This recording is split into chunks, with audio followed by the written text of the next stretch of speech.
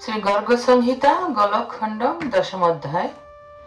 নারদ বলিলেন, প্রাচে বসুদেব ভীত হইয়া পলায়ন করেন, এই জন্য কংসাদেশে শস্ত্রহস্ত অর্জিত যোদ্ধা বসুদেব গৃহ অবরুদ্ধ করিয়া রাখিল।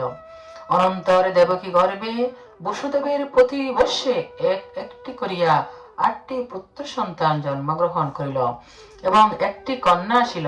কন্যাটি সনাতনী মায়া। সে অষ্টপুত্রের মধ্যে প্রথমটির নাম কৃত্তিমান। কৃত্তিমান জন্মিমা মাত্র পরার্থবিদ বসুদেব তাকে লইয়া গিয়া কংস করে অর্পণ করিলেন। কংস বসুদেবকে সত্যনিষ্ঠ জানিয়া যা দয়া পরাবেশ হইল।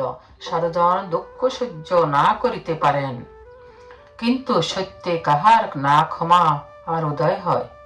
কংস কহিল, এই বালক গৃহে গমন করুক, ইহা হইতে আমার ভয় নাই।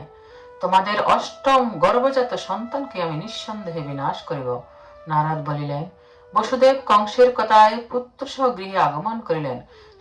কিন্তু সেই দুরাত্মার বাক্য যে সত্য হবে সে বিষয়ে কিছু মাত্র প্রত্যয় করিতে পারিলেন না।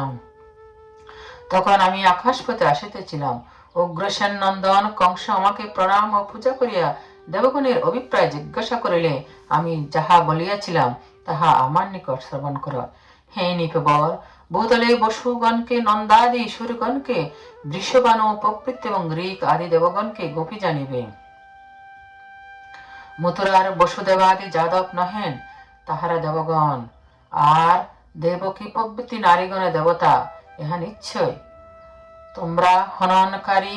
তোমার হননকারী সংখ্যা 1 হইতে 7 বার যাহারাই করিবে সে অষ্টম হইবে। এই রূপ গণনায় বসুদেব এর সকল তনয় অষ্টম হইতে পারে। দেবগণের ইহাই মনোগত। নারদ বলিলেন, দৈত্যগণের বিনাশ বাসনায় কংসকে আমি এইরূপ বলিয়া গমন করিলে কোপাবিষ্ট কংস তখন এই যাদবগণের বধ বাসনায় মনোনিবেশ করিল এবং বসুদেব দেবকীকে সুদৃঢ় নিগড়ে বন্ধ করিয়া দেবকীর প্রথম গর্ভজাত শিশুপুত্র কৃত্তিমানকে শিলাপৃষ্ঠে নিকৃষ্ট করিল। এই রোগ দুরভিসন্ধি করিয়া নিঃসংশয়ে ভূতলে আমার শত্রু উপস্থিত হবে। জাতিস্বর কংস এইরূপ মনে করিয়া বিষ্ণুবয়ে বসুদেবের পরপর জাত সন্তানগণকে বিনষ্ট করিতে লাগিল। যাদবেন্দ্র নিপবর উগ্রসেন ইহাতে ক্ষুব্ধ হইলেন। তিনি বসুদেবকে প্রিয় কামনায় পুত্র কংসকে এই দুষ্কার্যে নিষেধ করিলেন। কংসের এই দুষ্টাভিপ্রায় দর্শন করিয়া উগ্রসেনের অনুগত সৈন্যগণ খড়গ হস্তে তাহাদের রক্ষা বিধানে যত্নবান হইল। তদ্দর্শনে কংস পক্ষীয় বীরগণ যুদ্ধার্থ সমুদ্রত হইল।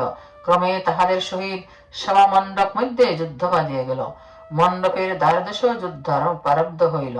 সেই যুদ্ধ বীরগণেরও পরস্পর খড়গ প্রহারে অর্জিত সৈন্য নিহত হইল।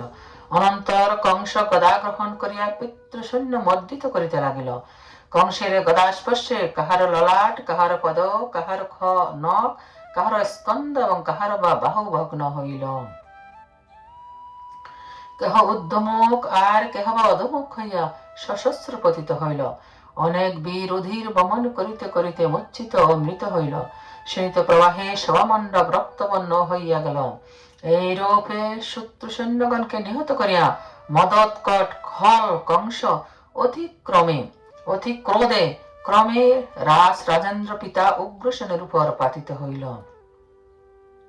তাহাকে সিংহাসন হইতে তুলিয়া লইয়া পাশাবদ্ধ করত, তদীয় মিত্রগণ সহ কারাগারে আবদ্ধ করিল এবং মধু ও সুরসেন দেশের সমস্ত সম্পত্তি কত্তায়িত করিয়া সিংহাসনে উপবেশন পূর্বক স্বয়ং রাজত্ব করিতে লাগিল। এই রূপে পীড়িত হইয়া কালবেদী যাদবগণ কুটুম্ব গৃহে গমনের ছেড়ে সত্তর চতুর্দিকে দেশ দেশান্তরে প্রবেশ করিলেন। এই সময়ে হর্ষ বিবর্ধনের দেবকীর সপ্তম গর্ভ সম্ভূত হইল। সেই গর্ভে ভগবান বলরাম আবির্ভূত হইলে যোগমায়া তাহাকে আকর্ষণ করিয়া ব্রজপুরে নন্দগৃহে রোহিণীতে সংস্থাপিত করিলেন। মথুরাবাসী জনগণ অহো, দেবকী গর্ভ কোথায় গেল বলিয়া আলোচনা করিতে লাগিলেন। অনন্তর গর্ভের পঞ্চম দিন অতীত হইলে ভাদ্র মাসে বুধবার শুক্ল পক্ষীয় ষষ্ঠী তিথিতে 7 নক্ষত্রে পঞ্চ উচ্চ গ্রহাবৃত তুলা লগ্নে মধ্যাহ্ন সময়ে বসুদেব পত্নী রোহিণীতে নিস্তেজে নন্দ ভবন উদ্ভাসিত করিয়া বলদেব আবির্ভূত হইলেন। তখন দেবগণ পবিত্র পুষ্প বর্ষণ করিলেন, মেঘগণ মন্দ মন্দ বাড়ি বিন্দু বর্ষণ করিতে লাগিল। নন্দ মহারাজ শিশুর জাতকর্ম করিয়া দ্বিজগণকে নিযুত গোদান করিলেন এবং সুগায়ক গোপগণ গোপগণকে আহ্বান করিয়া বালকের মহামঙ্গল গীতাদির অনুষ্ঠান করাইলেন। দ্বৈপায়ন দেবল দেবরাজ বশিষ্ঠ বৃহস্পতির সহিত আমিও তথায় আসিয়া সমুপস্থিত হইলাম। নন্দ আমাদিগকে পদ্মাদি দ্বারা পূজা করিয়া প্রসন্ন করিলেন। নন্দ বলিলেন, হে সুন্দর বালক, এই সুন্দর বালক কে?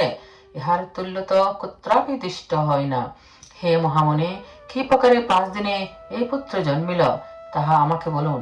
ব্যাস বলিলেন, হে অহনন্দ, তোমার কি সৌভাগ্য, এই শিশু সনাতন শেষ। ইনি মথুরাপুতে বসুদেব হইতে দেবকীর গর্ভে আবির্ভূত হইয়াছিলেন।